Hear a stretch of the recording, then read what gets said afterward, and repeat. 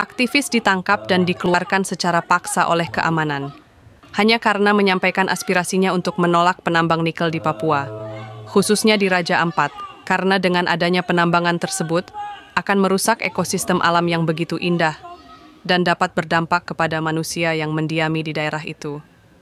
Pertanyaannya, apakah ilegal bagi kita untuk menyampaikan aspirasi kita di muka umum dan menolak tambang yang dapat merusak ekosistem alam ini?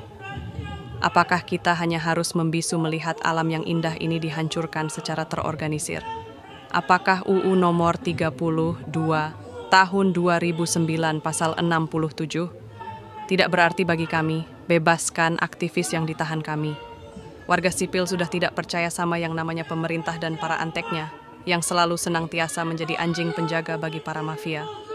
Berdasi, kami hanya menaruh harapan kami kepada para aktivis yang rela berkorban demi warga sipil untuk menyuarakan aspirasi dari masyarakat yang selalu dipandang sebelah mata oleh kalian, para mafia. Berdasi Save Papua.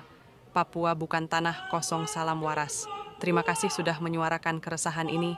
Yang kamu sampaikan menyentuh isu yang sangat penting, hak atas lingkungan hidup yang sehat, hak menyampaikan pendapat, dan keadilan bagi masyarakat adat serta warga Papua yang selama ini kerap dipinggirkan. Mari kita bahas dari sisi hukum dan moral. 1.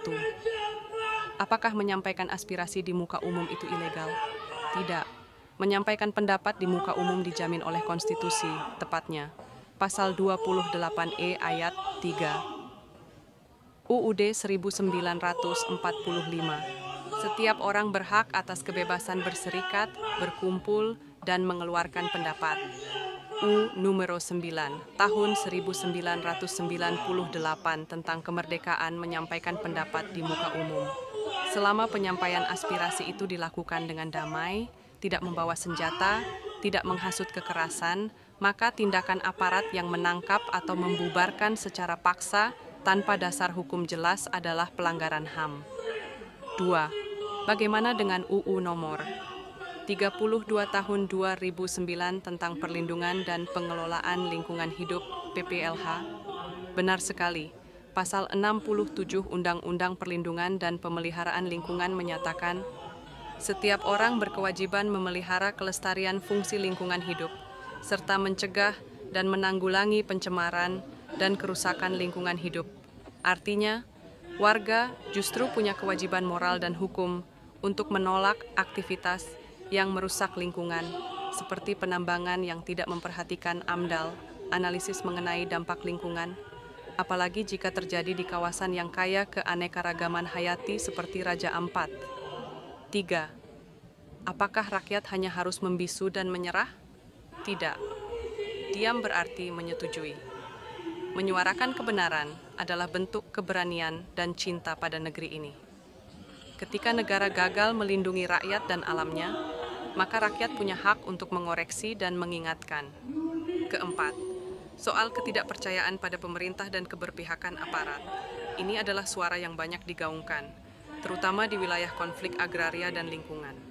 Jika aparat negara lebih berpihak pada korporasi daripada rakyat, itu adalah pengkhianatan terhadap amanat konstitusi dan sumpah jabatan. 5. Seruan untuk membebaskan aktivis. Ya, para aktivis bukan penjahat. Mereka adalah penjaga nurani publik. Menahan mereka karena menyuarakan aspirasi adalah bentuk kriminalisasi yang bertentangan dengan demokrasi dan HAM. Penutup, Save Papua. Papua bukan sekadar slogan. Itu adalah seruan keadilan. Papua bukan tanah kosong. Itu tanah yang hidup, punya roh, punya cerita, dan punya penjaga. Masyarakat adatnya, kamu tidak sendiri. Banyak yang peduli. Mari terus suarakan ini dengan tegas dan damai. Salam waras, salam solidaritas.